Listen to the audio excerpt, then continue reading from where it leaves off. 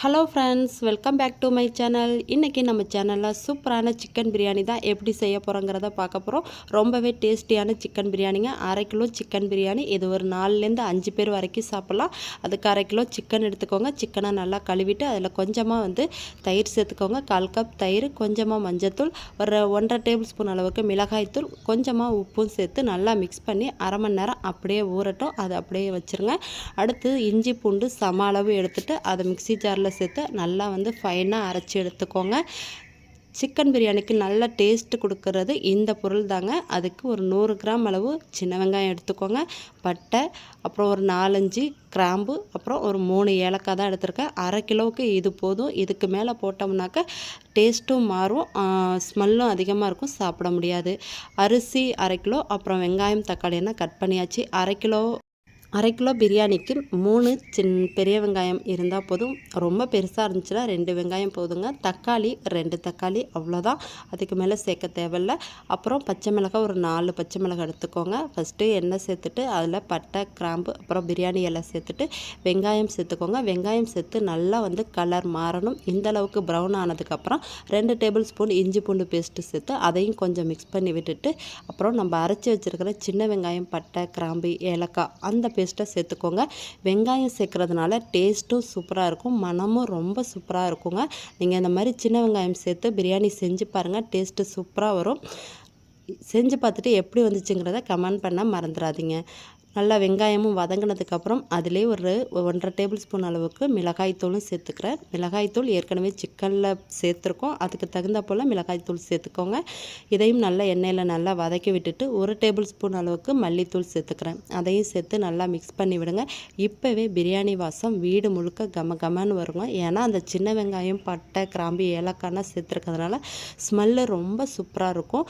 அது நல்லா வதங்கினதுக்கப்புறம் நம்ம நறுக்கி வச்சுருக்கிற தக்காளி, அப்புறம் மல்லி, புதினா, பச்சை மிளகாய், அது கூட ஒரு 1/4 கப் அளவு தயிரும் சேர்த்து நல்லா மிக்ஸ் பண்ணி விடுங்க. மிக்ஸ் பண்ணி விட்டுட்டு தக்காளி குழையக்கூடாது, சும்மா வதக்கி விட்டால் போதுங்க. தக்காளி குழஞ்சிச்சின்னா அது தக்காளி சாதம் டேஸ்ட்டுக்கு வந்துடும். அதனால் இது போல் நல்லா வதக்கி விட்டுட்டு நம்ம ஊற வச்சுருக்கிற சிக்கனை இப்போ சேர்த்துக்கலாம். நல்லா வதங்கி எண்ணெய் பிரிஞ்சு வந்ததுக்கப்புறம் ஊற வச்சுருக்கிற சிக்கனை சேர்த்துக்கிறேங்க.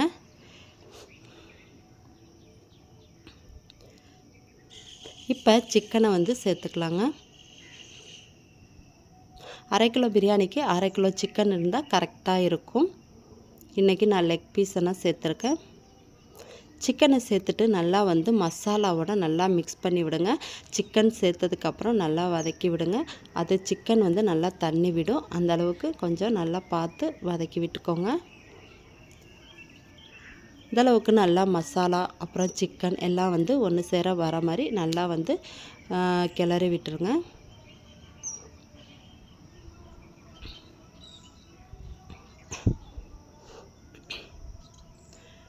தேவையான அளவு உப்பு சேர்த்துக்கிறேன். சேர்த்துட்டு மூடி போட்டு ஒரு 10 நிமிஷம் அப்படியே மீடியம் ஃப்ளேம்லேயே நல்லா சிக்கன் வேகட்டும்.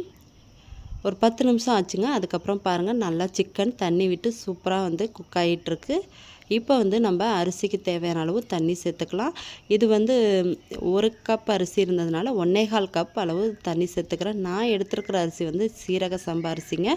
அதுக்கு 1.25 கப் அளவு தண்ணி கரெக்டாக இருக்கும். ஏன்னா அதிலே ஒரு 1/4 கப் அளவு தண்ணி இருக்குது. தண்ணி சேர்த்து மூடி போட்டு நல்லா தண்ணி கொதிக்க ஆரம்பிச்சிருச்சு. இப்போ நம்ம கழுவி ஊற வச்சு வச்சுருக்கிற அரிசியை சேர்த்துக்கலாம். அரிசியை சேர்த்துட்டு நல்லா மிக்ஸ் பண்ணி விட்டுட்டு உப்பு செக் பண்ணிக்கோங்க. உப்பு கொஞ்சம் கரிக்கிற மாதிரி இருக்கணும். இந்த மாதிரி லைட்டாக கொதி வரும்போது ஒரு 1/2 லெமனை பிழிஞ்சு விட்டுக்கோங்க. மூடி போட்டுட்டு ஒரு 10 நிமிஷம் நல்லா கொதிக்கட்டும். அரிசி தண்ணி நல்லா கொதிக்க ஆரம்பிச்சிருச்சு. இப்போ நம்ம கரண்டியை வச்சு நல்லா ஜென்டலாக மிக்ஸ் பண்ணி விடுங்க. அதிகமாக கிளறாதீங்க, லைட்டாக கிளறி விட்டுருங்க. தண்ணியும் அரிசியும் நல்லா ஒன்று போல் கொதித்து வரணும். அதுக்கப்புறம் நம்ம பிரியாணியை தம் வச்சிடலாம்.